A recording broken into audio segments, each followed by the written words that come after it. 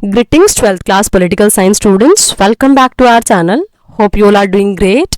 And today we are here back with the part 12th of the chapter Regional Aspirations. In last class we have discussed the scenario that was related to Assam. We have understood internal and external outsiders especially. We have understood the outsiders from India as well as from foreign countries also. So today one more state of Northeast, that is Sikkim, right? What was the situation of Sikkim? How did we try to solve it? We are going to discuss that thing. Okay, so let us have a look. Sikkim. So at the time of independence, Sikkim was a protectorate of India. जैसे ही हमारी country ने independence gain की, उस time पे ना सिक्किम एक independent state नहीं था. क्या था? Sikkim was a protectorate. Protectorate क्या होता है? एक ऐसा एरिया जिसको प्रोटेक्ट करके रखने का रूल किसका, जिसको प्रोटेक्ट करने की रिस्पॉन्सिबिलिटी किसकी थी? इंडिया की थी. मतलब प्रोटेक्टरेट ऑफ इंडिया, जिसको इंडिया प्रोटेक्ट करके रखता था, वो पार्ट था Sikkim. It mean that while it was not a part of India, it means इसका डायरेक्टली सा मतलब क्या हुआ कि ये इंडिया का पार्ट जब तक नहीं था, it was also not a fully sovereign country, और एक अलग से कोई कंट्री भी नहीं है. समझ आया? मतलब देखो ये क्या था? प्रोटेक्टरेट था. ना तो ये कोई अलग से सॉवरेन कंट्री है और ना इंडिया का पार्ट है. Sikkim's defence in foreign relation were looked by India, looked after by India. अब देखो क्यों बोला गया इसको प्रोटेक्टरेट? क्योंकि जो सिक्किम की डिफेंस थी या फिर सिक्किम के फॉरेन रिलेशन थे, उसको कौन लुक आफ्टर करता था? They were looked after by the India. And while the power of internal administration was the Chogyal Sikkim monarch. देखो मतलब कैसे डिवाइड था. अब देखो हम लोग क्या बोलते हैं, before 1947 India was not a sovereign. India was not a sovereign state. Why do we consider it? क्योंकि कुछ इंटरनल मैटर तो थे जिसमें हम लोगों को इंडिपेंडेंस थी. मतलब कुछ रिलेशंस थे, कुछ एस्पेक्ट्स थे, कुछ मैटर्स थे जहां हमारी कंट्री के लोग डिसीजंस ले सकते थे. बट फाइनली जब बात आती ना कि हमारी कंट्री को फुली रिप्रेजेंट करने की एक्सटर्नल अफेयर्स में, तो वो रिलेशंस, वो फ्रीडम हमारे पास नहीं थी. तो we say that yes India was not a sovereign state. तो the same situation was with Sikkim also. क्या था? सिक्किम के जो इंटरनल रिलेशन थे, इंटरनल एस्पेक्ट्स थे, वो कंट्रोल कौन कर रहा था? सिक्किम का monarch, that was Chogyal, right. और जो एक्सटर्नल रिलेशन थे उसकी जो स्पेशली अगर उसको किसकी चीज की जरूरत है, अगर उसको डिफेंस की जरूरत है, फॉरेन रिलेशन एस्टैब्लिश करने हैं, तो वो किसके अंडर में थे? Under the government of India. Got it? So this agreement rain into difficulty as the Chogyal was unable to deal with the democratic aspirations of the people. और देखो हमेशा जब ऐसा सिस्टम होता ना कि कोई इंटरनल पे कोई और कंट्रोल है, एक्सटर्नल पे किसी और का कंट्रोल है, ये सिस्टम कभी भी प्रॉपर्ली वर्क नहीं कर पाता है. और सेम सिस्टम यहां पर भी हुआ. ये सिस्टम क्या हुआ? सिस्टम भी प्रॉपर्ली वर्क नहीं कर पाया. क्यों? क्योंकि जो चोग्याल था, जो मोनार्क था वहां का, वो लोगों की डेमोक्रेटिक एस्पिरेशंस को मतलब एक टाइप से सेटिस्फाई नहीं कर पाया. Okay, so an overwhelming majority of Sikkim population was Nepali. और देखो अब सिक्किम की बाउंड्रीज, अब देखो अगर आप देख रहे हो, let us have a look over the map again. इस मैप को ना आप अपने माइंड में फिट करके रखना हमेशा, नॉर्थ ईस्ट का स्पेशली. अब देखो if you are able to see Sikkim, right, तो अगर आप इस साइड जाओगे तो of course you will be getting Nepal, right. अब देखो यहाँ पर क्या है कि जो यहाँ के पीपल थे बेसिकली, वो मोस्टली कहाँ से आए थे? बहुत सारे लोग तो कहाँ से आए हुए? नेपाल से आए हुए, राइट. अब देखो क्यों, देखो it is written here this agreement ran into difficulty as Chogyal was unable to deal with the democratic aspiration and overwhelming majority of Sikkim population was Nepali. और जो मेजोरिटी थी ना वो किसकी थी? नेपाली लोगों की थी. But the Chogyal was seen as perpetuating the rule of small elite from the minority, that is Lepcha Bhutia community. और प्रॉब्लम क्या है? देखो जो ज्यादातर लोग हैं वो नेपाली कम्युनिटी के हैं, और जो मोनार्क है वो उस कम्युनिटी का है जो वहां पे माइनॉरिटी में है. तो क्या आप सोच पाओगे कि वो पर्सन उन लोगों की नीड्स को सेटिस्फाई कर पाएगा? और वो करेगा भी ना. Even then people will say we are not satisfied. That is the nature of the human beings always. और सेम सिनेरियो वहां पर भी था कि मेजॉरिटी किसी और कम्युनिटी की है, मोनार्क किसी और कम्युनिटी का है, तो of course people will not be satisfied. And the anti-Chogyal leaders of both the community sought and got support from the government of India. अब देखो गवर्नमेंट ऑफ इंडिया सोच के देखो क्यों सपोर्ट करेगी. गवर्नमेंट ऑफ इंडिया क्या सोचेगी कि अब ये पार्ट में इसने बहुत दिनों तक इंडिपेंडेंस एंजॉय कर ली, अब इसको इंडिया का पार्ट बन जाना चाहिए. दैट विल बी द एक टाइप से माइंडसेट होगा हमारी कंट्री की गवर्नमेंट का, यही होगा ना. तो देखो यहाँ पे क्या हुआ कि अब जो पर्सन थे, क्या सिचुएशन समझ आई आप लोगों को? सिचुएशन ऐसी थी, Sikkim that was a protectorate of India, it was not a full fledge state, right? And it was not a, you can say it was not that thing कि ये इंडिया का कोई अलग से कोई कंट्री है, इंडिया से अलग, ऐसा भी नहीं था, राइट? इंटरनल मैटर को वहां का मोनार्क डील करता था, फॉरेन अफेयर्स, फॉरेन पॉलिसी हो गई, डिफेंस हो गई, उसको कौन डील करता था? Indian government. बट प्रॉब्लम क्या थी? जो मोनार्क था वो वहां की माइनॉरिटी कम्युनिटी को रिप्रेजेंट करता था, और जो मेजोरिटी थी दैट वाज नेपाली। इसलिए लोगों ने मतलब एक टाइप से ट्रस्ट करना बंद कर दिया मोनार्की में, राइट? और इसीलिए जो उस पर्टिकुलर लीडर, उस पर्टिकुलर मोनार्क के अगेंस्ट में जो सेंटिमेंट्स होंगे, कम्युनिटीज होंगी, उनको सपोर्ट मिल रहा था from the government of India, क्योंकि इनको क्या पता था जैसे इसके अगेंस्ट में सपोर्ट जाएगा तो वो चीजें किसके फेवर में आने वाली? वो इंडिया के फेवर में आने वाली है। तो इस मूवमेंट को किसने सपोर्ट किया? इन कम्युनिटीज को सपोर्ट किया इंडियन गवर्नमेंट ने। And the first democratic elections of Sikkim Assembly in 1974 were swept by Sikkim Congress, which stood for greater integration with India. और देखो जो गवर्नमेंट चाह रही थी, that thing happened. क्या कि जो पहली बार डेमोक्रेटिक इलेक्शंस हुए ना सिक्किम में 1974 में, यहां पर क्या हुआ? सिक्किम की मोनार्की खत्म और यहां पे मेजोरिटी किसको मिली? Sikkim Congress. And what was the basic intention of that party? That there will be integration with India, greater integration with India. Of course, Congress will be supporting it, and it is already mentioned Sikkim Congress, right? The assembly first saw the status of associate state, and then in April 1975 passed a resolution asking for full integration with India. मतलब associate क्या कि India के साथ associate हो गए हम, India हमारा ध्यान रखेगा एक टाइप से, वो वाली चीजें। लेकिन फाइनली क्या हुआ? फाइनली ये बोला गया कि अब एक रेजोल्यूशन पास किया गया कि फुल इंटीग्रेशन होगा इंडिया के साथ 1975 में। और फाइनली फिर क्या हुआ? This was followed by a hurriedly organized referendum that put a stamp on popular approval of the assembly request. और फाइनली क्या हुआ? फाइनली ये एक्सेप्ट हुआ कि एक टाइप से एक एग्रीमेंट हुआ, और किसके थ्रू हुआ? रेफरेंडम के थ्रू। रेफरेंडम बेसिकली क्या होता है? It's a type of vote. और जिसका मतलब क्या होता है? जिसका मतलब ये होता है कि लोग क्या चाह रहे, दैट इज रेफरेंडम। आप लोगों ने, और आई थिंक आप लोगों को रेफरेंडम का मीनिंग क्लियर होना चाहिए, राइट? अब देखो क्या है इसका रेफरेंडम का मतलब क्या था कि लोगों से पूछा जाएगा कि क्या आप इंडिया के साथ आना चाह रहे हो, do you satisfy with this statement, right? तो यहां पर फिर क्या हुआ? यहां पर वही सिचुएशन हुई। यहां पर क्या सिचुएशन हुई कि अब लोगों से पूछा गया, रेफरेंडम करवाया गया। ओके, तो फाइनली क्या हुआ? फिर finally the Indian parliament accepted the request immediately. Referendum के बाद की जो कि लोग भाई इंडिया के साथ मर्ज होना चाहते हैं, तो इंडियन पार्लियामेंट में एक्सेप्ट कर ली रिक्वेस्ट को, और Sikkim became the 22nd state of the Indian union, और फाइनली फुल फ्लैग स्टेट बन गया अब सिक्किम इंडिया का, and that was the 22nd state, right? Chogyal did not accept this merger, and his supporter accused the government of India of foul play and use of force, right? अब फिर क्या हुआ? हालांकि जो चोग्याल था, मोनार्क था, of course उसको चीजें पसंद आएंगी नहीं, उसको तो क्या लगेगा कि गवर्नमेंट उसकी पावर्स छीन ली, राइट? तो उसने क्या किया? उसने इस चीजों को सपोर्ट नहीं किया, और उसने क्या बोला कि गवर्नमेंट ने क्या किया? वहां पे पावर का, फोर्स का यूज किया। लेकिन फिर भी, हालांकि क्योंकि उसकी सपोर्ट इतना ज्यादा थी नहीं, तो क्या हुआ? Yet the merger enjoyed popular support and did not become a divisive issue of Sikkim politics.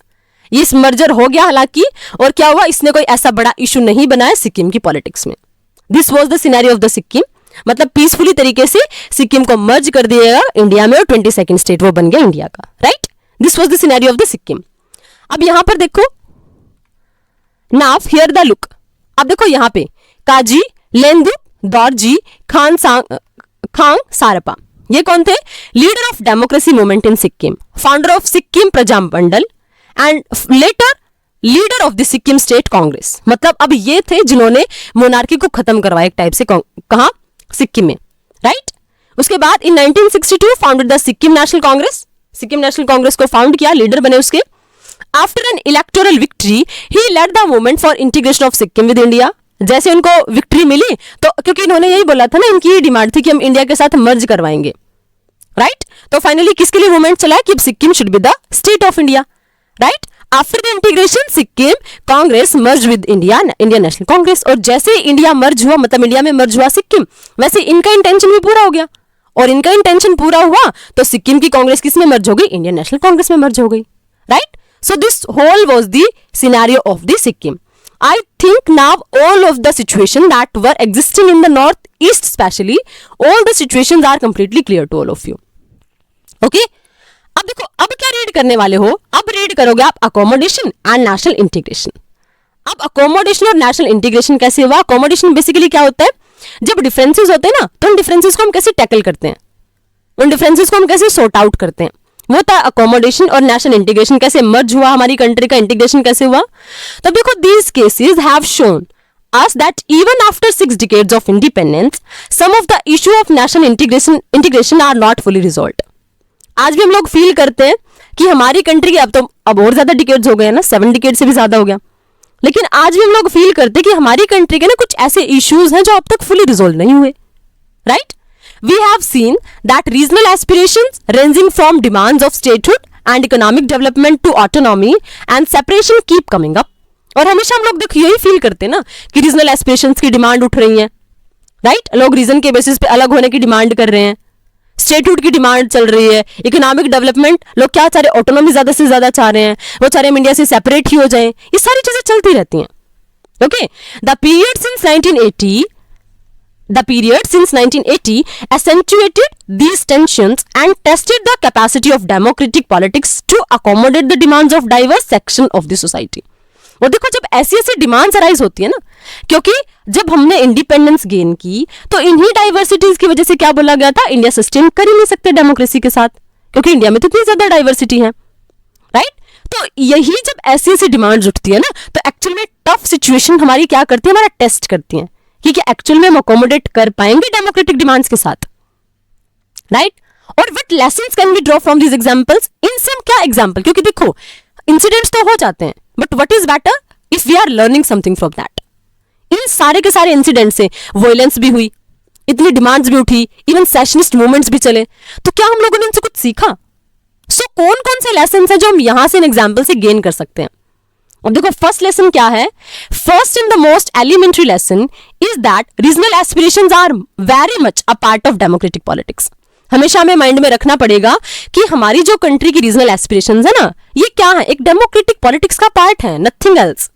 होंगी ये चीजें डेमोक्रेसी में, क्योंकि डेमोक्रेसी डील्स विद डाइवर्सिटी, और डाइवर्सिटी में आपको सबको रिप्रेजेंटेशन देना पड़ेगा, तो that is a part of democratic politics. Expression of regional issues is not an aberration of N abnormal phenomena. और जो लोग अपनी रीजनल इश्यूज को रिप्रेजेंट करते, कोई एबनॉर्मल फिनोमिना नहीं है भाई. अगर लोगों को लगेगा हमें रीजन के बेसिस पे हमारे एरिया को रिप्रेजेंटेशन नहीं मिल रहा, तो of course they will be demanding ना, और आप उनको रिप्रेस नहीं कर सकते, क्योंकि democracy does not stand for that. Right, democracy मतलब सबको रिप्रेजेंटेशन की बात कर रहे हो आप लोग. तो ऑफ कोर्स जो रीजनल एस्पिरेशंस हैं उनको रिप्रेजेंट करना कोई एबनॉर्मल फिनोमिना नहीं है. This is normal in the democracy. Even in smaller countries like the United Kingdom there are regional aspirations in Scotland. मतलब सिर्फ हमारी कंट्री का इशू नहीं है, इवन यूके जिसको आप बोलते हो बहुत डेमोक्रेटिक कंट्री है, बहुत बड़ी एक डेवलप्ड कंट्री है, वहां भी ऐसे इश्यूज होते रहते हैं. Wales, northern Ireland, Spain faces secessionist movement from the Basque and so does Sri Lanka from the Tamils. मतलब ऐसी चीज नहीं है कि हम ब्लेम करना शुरू कर दें, हमारी कंट्री की डेमोक्रेसी खराब है, हमारी कंट्री में चीजें चल रही हैं. दैट्स नॉट देयर, क्योंकि ये मूवमेंट हमेशा सारी की सारी कंट्रीज में चलेंगे. श्रीलंका का एग्जाम्पल आप लोग ले सकते हो, आप लोग यूके का एग्जाम्पल ले सकते हो. राइट, तो ये स्पेन का एग्जाम्पल ले सकते हो. तो all these country also have felt these kind of issues. A large and diverse democracy like India must deal with regional aspirations on a regular basis. और हम तो इन सबसे ज्यादा डाइवर्स हैं, इतनी ज्यादा पॉपुलेशन है हमारे पास, तो हमारे तो ऑब्वियस ही चीजें कि हमें तो डील करना ही करना पड़ेगा इन इश्यूज के साथ. Right, nation building is an on going process, और नेशन बनाना कोई छोटी मोटी बात नहीं है. वो नेशन जो बिल्डिंग है ना, ऑन गोइंग प्रोसेस, हमेशा चलती रहती है. और हम आज तक सक्सेसफुल क्यों हो पाए हैं, क्योंकि हमने प्रॉपर्ली डील किया है उन सारी की सारी चीजों के साथ. ये कोई अलग बात नहीं है, क्योंकि सारी कंट्रीज में डिमांड उठ रही है, but even then we have tried to tackle it in a proper manner. समझ आया, क्योंकि नेशन बिल्डिंग क्या है, एक ऑनगोइंग प्रोसेस है. मतलब फर्स्ट लेसन हम लोगों ने यही सीखा कि जो नेशन बिल्डिंग है that is a ongoing process, we will have to take care of everything. Right, second lesson क्या है, second lesson is that the best way to respond to regional aspirations is through democratic negotiations. और राजीव गांधी को आप उसके लिए credit दे सकते हो. Right, मतलब रीजनल एस्पिरेशंस को आप कैसे टैकल करोगे, विद नेगोशिएशंस, कभी भी वायलेंस के थ्रू नहीं. हालांकि वायलेंस हुई हमारी कंट्री में, बट बेटर वे, क्योंकि फाइनल वे सोल्यूशन क्या है, नेगोशिएशंस ही है, तो it's a better manner to deal with the negotiations. rather than through suppression. अगर सप्रेस करोगे तो फिर वो डेमोक्रेसी किस बात की, फिर तो वो मिलिट्री भी आप उसको अच्छे से बोल सकते हो ना, समझ आया? तो यहाँ पे आप लोग क्या बोल सकते हो, यहाँ पे आप लोग बोल सकते हो कि हमारी, अगर आप उसको क्या करोगे, आप उनको नेगोशिएशन के साथ सोल्व करो, सप्रेशन के साथ सोल्व मत करो. Look at the situation in the 80s. Militancy had erupted in Punjab. Problems were persisting in the northeast. Students of Assam were agitating. Kashmir Valley was one of the boil. सारे issues आप पढ़ चुके हो, है ना? पंजाब का issue, north east का issue, Assam का इशू, कश्मीर का issue, right? Instead of treating these as simple law and order problem, the government of India reached negotiated settlement with regional movements. लेकिन फाइनली हम लोगों को नेगोशिएशंस करनी पड़ी ना. This produced a reconciliation which reduced the tension existing in many regions. The example of Mizoram shows how political settlement can resolve the problem of separatism effectively. और मिजोरम को हमने देखा ना कैसे हम लोगों ने सोल्व किया प्रॉब्लम्स को. तो ये चीजें वही तो शो करती है ना हमें कि आपको क्या करना है. आपको सप्रेशन मेथड यूज नहीं करना, आपको मेथड क्या यूज करना है, नेगोशिएशंस मेथड यूज करना है, राइट? थर्ड मेथड क्या सीखा हम लोगों ने, थर्ड लेसन क्या सीखा, सिग्निफिकेंस ऑफ पावर शेयरिंग, कि पावर शेयरिंग क्यों जरूरी है, right? It is not sufficient to have a formal democratic structure. Besides that groups or parties from the region need to have share in power at the state level. Similarly, it is not sufficient to say that the states or the regions have autonomy in their matters. मतलब क्या है कि आपको power share करनी पड़ेगी. अगर आप central level पे अगर आपने सारी power they the, that is not appropriate, right? तो अगर आपको क्या करना पड़ेगा, सेंट्रल लेवल पे भी पावर देनी पड़ेगी, स्टेट लेवल पे भी पावर देनी पड़ेगी. The regions together form the nation, क्योंकि एरिया ही तो नेशन बना रहे हैं ना. So the regions must have a share in deciding the destiny of the nation. If regions are not given a share in the national level decision making, the feeling of injustice and alienation can spread. तो of course ये चीजें होंगी कि अगर हमारी country में वो चीजें होंगी, हमारी कंट्री में अगर प्रॉब्लम्स होंगी, अगर रीजन्स को, एरियाज को रिप्रेजेंटेशन नहीं मिला तो ऑफ कोर्स प्रॉब्लम होगी, क्योंकि नेशन स्टेट से ही मिलकर बना है, और जब स्टेट्स को रिप्रेजेंटेशन नहीं मिलेगा तो of course it will be problematic. समझ आया? तो मतलब थर्ड लेसन हम लोगों ने क्या सीखा, power sharing is must, power sharing is important. जब जब भी पावर का सेंट्रलाइजेशन होगा, power will be, you can से power will make you more and more corrupt, और वो सिचुएशन कंट्री के लिए प्रॉब्लमेटिक होंगी ही होंगी, राइट? और फोर्थ लेसन क्या था, that regional imbalance in economic development contributes to the feeling of regional discrimination. और आप लोगों ने क्या फील किया, आसाम का जो इशू था हमने क्यों फील किया, मिजोरम वाला स्पेशली क्यों फील किया, क्योंकि उन लोगों ने फील किया कि इस पर्टिकुलर रीजन को इंपॉर्टेंस नहीं मिल रहा है, इकोनॉमिक डेवलपमेंट भी नहीं हो रहा है और गवर्नमेंट उनकी तरफ ध्यान ही नहीं दे रही है. तो जब ऐसे इनसिक्योरिटी की फीलिंग लोगों के माइंड में आती है ना, तो वो बहुत ज्यादा खतरनाक होती है, बहुत डेंजरस होती है. इसीलिए क्या फोर्थ लेसन हम लोगों ने क्या सीखा कि there should be economic balance also, right? Regional imbalance is a fact of India's development process experience. Naturally, the backward state or backward regions in some states feel that their backwardness should be addressed on priority basis and that the policies of Indian government have caused this imbalance.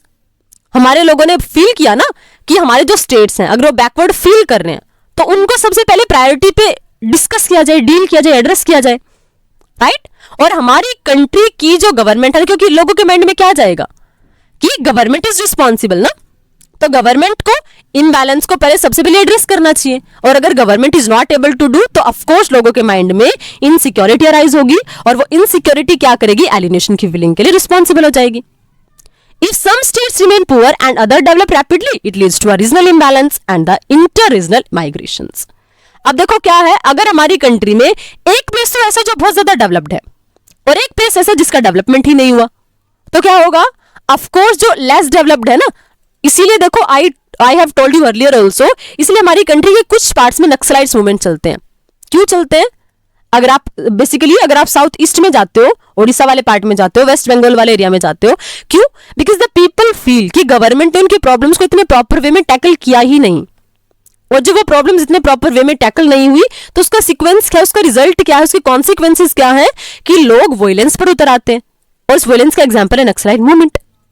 तो it means क्या है, सबसे important task ये होना चाहिए कि हम economically development में एक क्या लाए, यूनिफॉर्मेलिटी लेके आए, कि सभी के लिए अगर डेवलपमेंट्स हो रहे तो डेवलपमेंट सभी के लिए होने चाहिए. That should not be there that it is for with the particular state, right? और फाइनली क्या सीखा हम लोगों ने, these cases makes us appreciate the foresightedness of our makers of the constitution in dealing with question of diversity. और सबसे important हमें proud feel करना चाहिए उन लोगों पे जिन्होंने हमारा कॉन्स्टिट्यूशन बनाया, क्योंकि उनको पता था कि ऐसे ऐसे इश्यूज आएंगे, उन्होंने भी बताया कि कैसे डील करना है, राइट? और इसलिए क्या बनाया, the federal system adopted by India is a flexible agreement. हमारी कंट्री में इसलिए जो उन्होंने फेडरल स्ट्रक्चर अडॉप्ट किया, बट वो फेडरल स्ट्रक्चर कैसे, that is flexible, right? While most of the states have equal powers, there are special provision for some states like Jammu Kashmir. हालांकि ये चीजें अब खत्म हो गई हैं. And the states in North East, कुछ special provision हम लोगों ने किए. क्यों किए? क्योंकि हमें पता था कि अगर हमने इनको स्पेशल उस टाइम पे स्पेशली ट्रीट नहीं किया तो ऑफ कोर्स हमारी कंट्री कभी भी यूनाइटेड नहीं रहेगी. So for we should give the credit all to our constitution makers. और 6th schedule of the constitution allows different tribes complete autonomy of preserving their practices and customary law, right? These provisions proved crucial in resolving some very complex political problems in the northeast. और ये सारी की सारी चीजें क्या करती हैं, ये सारी की सारी चीजें हमें क्या बताती हैं कि हमारी कंट्री में जो ऑटोनॉमी है ना उसको प्रिजर्व कैसे करना है, राइट? और ये प्रोविजंस क्या बताती हैं, ये प्रोविजंस क्या बताते हैं हमें कि resolving some very complex political problems, कि हमें कैसे रिजोल्व करना नॉर्थ ईस्ट की प्रॉब्लम्स को, राइट? सो सारी की सारी चीजें हमें, इसके लिए क्रेडिट किसको देना है, हमारे कॉन्स्टिट्यूशन मेकर्स को, कि उनकी फार साइटेडनेस ही थी जिसकी वजह से हम लोग आज तक यूनाइट हैं, राइट? और lastly, what distinguish India from many other country that face similar challenge in the other constitutional, right? मतलब दूसरी कंट्री में भी तो ये प्रॉब्लम्स आई है ना, लेकिन हमारी कंट्री उनसे कैसे अलग है? अब देखो, similar challenge is that constitutional framework of India is much more flexible and accommodative. जो सबसे पॉजिटिव पॉइंट है हमारी कंट्री का वो क्या है कि हमारी कंट्री में भी वही प्रॉब्लम है, दूसरी कंट्री में वही प्रॉब्लम्स है, लेकिन हम लोग अकोमोडेट कर पाते हैं. क्यों? क्योंकि हमारा कॉन्स्टिट्यूशन ज्यादा फ्लेक्सिबल भी है और ज्यादा अकोमोडेटिव भी है. Therefore, regional aspirations are not encouraged to espouse separatism. इसलिए देखो, रीजनल एस्पिरेशंस चलती है, सेपरेटिज्म की डिमांड भी उठी, बट फिर भी we all are united and for that we should feel proud on India कि हमारी कंट्री में वो चीजें फिर भी रीजनलिज्म की डिमांड इतनी, मतलब सेपरेटिज्म की डिमांड इतनी नहीं उठती हैं, because we are able to give assurance to the people, we are able to generate our feeling of security and trust in the minds of the people. Thus, politics in India has succeeded in accepting regionalism as part and parcel of democratic politics. इसलिए हम क्या मान सकते हैं कि हमारी country की जो पॉलिटिक्स है ना वो सक्सेसफुल हुई है एक्सेप्ट करने में रीजनलिज्म को भी, कि रीजनलिज्म एक पार्ट है डेमोक्रेटिक पॉलिटिक्स का, और हमें क्या करना चाहिए, हमें उसको प्रॉपरली डील करना है और उस मैनर में डील करना है ताकि सभी की नीड्स भी फुलफिल हो जाए और हमारी कंट्री भी यूनाइटेड हो जाए. There should be no any kind of disturbances, लोगों के माइंड में सिक्योरिटी आए, right? And there will be balance on each and every place, right? So this was the whole scenario जो हम लोगों ने लेसन सीखे. अब देखो क्या क्या, अगर आप इसको सम अप करोगे तो हमने क्या क्या लेसन सीखे. सबसे पहले तो हम लोगों ने यही सीखा कि जो रीजनल एस्पिरेशंस है ना, these are common. Democratic practices में आपको ये चीजें मिलेंगी. We will not have to worry कि ये सिर्फ हमारी कंट्री में, in every type of country will be able to see these kind of examples, right? तो हमें इनसे घबराना नहीं है, but we will have to see कि कोई ऐसा कोई एबनॉर्मल फिनोमिना नहीं है, right? So that's why this can happen on regular basis. Okay. Second क्या लेसन हम लोगों ने सीखा कि जो बेस्ट वे है वो क्या है कि हमें उसको रिप्रेस नहीं करना, सप्रेस नहीं करना, बल्कि नेगोशिएशंस करनी है. बातचीत के थ्रू में लोगों की प्रॉब्लम्स को सॉर्ट आउट करना है, right? All these things we have discussed कि हमने कैसे कैसे नेगोशिएशंस की. थर्ड हमने क्या सीखा जो सबसे इंपॉर्टेंट है वो है पावर शेयरिंग, क्योंकि जब आप फेडरल की बात करते हो तो ऑफकोर्स आपकी पावर डिवाइड होनी चाहिए, और जैसे जैसे पावर डिवाइड नहीं होंगी वैसे वैसे प्रॉब्लम्स अराइज हो जाएंगी. तो थर्ड क्या है, पावर शेयरिंग होनी चाहिए. और फोर्थ क्या, एक रीजनल बैलेंस होना चाहिए. ऐसा नहीं होना चाहिए कि कंट्री का एक पार्ट तो बहुत ज्यादा डेवलप्ड है और कोई ऐसा पार्ट है जिस तक डेवलपमेंट पहुंचा ही नहीं है, क्योंकि अगर ऐसा होगा तो फिर सिक्योरिटी की फीलिंग, इनसिक्योरिटी की फीलिंग लोगों के माइंड में आएगी और फिर वो प्रॉब्लम्स के लिए रिस्पॉन्सिबल होगी, राइट? और सबसे इंपॉर्टेंट चीज जो हमारे कॉन्स्टिट्यूशन मेकर्स ने हमारे कॉन्स्टिट्यूशन में प्रोविजंस किए हैं कि हमें डील कैसे करना है इतनी ज्यादा डाइवर्सिटी को. And just because of those credible leaders, those important person, हम आज तक भी एबल हैं to secure the integrity, unity of the country. And whole of the credit goes to the constitution and the constitution framers of the country, right? So I hope all this scenario is completely clear to all of you. Goa liberation, that is the last part of the chapter that we will discuss in next video. I hope till here all the crux of the chapter. Major things are clear to all of you, but if you are having doubts, you can ask your doubts in comment section. If you like the video, please like the channel and subscribe the channel as well. We will meet in next video. Till then, keep learning, try to understand and revise everything.